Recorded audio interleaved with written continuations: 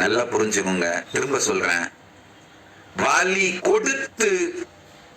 கொடுக்கும் திறனான வலிமையினால் வளர்ந்த தேசங்கள் நிற்பதில்லை. வலி தாங்கும் திறனான வலிமையினால் நின்றிருக்கும் சனாதன தர்மத்தின் மீது எழுப்பப்பட்டிருக்கும் தேசம் கைலாசா. நிலைத்திருக்கும் வலி தாங்கும் திறமையான வலிமையை சார்ந்து, வலி தாங்கும் ஆண்மையான வலிமையை சார்ந்து நிறுத்தப்பட்டிருக்கும் சனாதன ஹிந்து தர்மத்தின் மீது அமைக்கப்பட்டிருக்கும் தேசம் கைலாசா.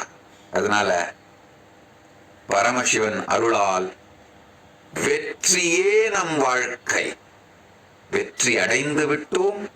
எதிர்கொண்டு வருகின்ற விஷயங்களிலும் வெற்றி அடைவோம்.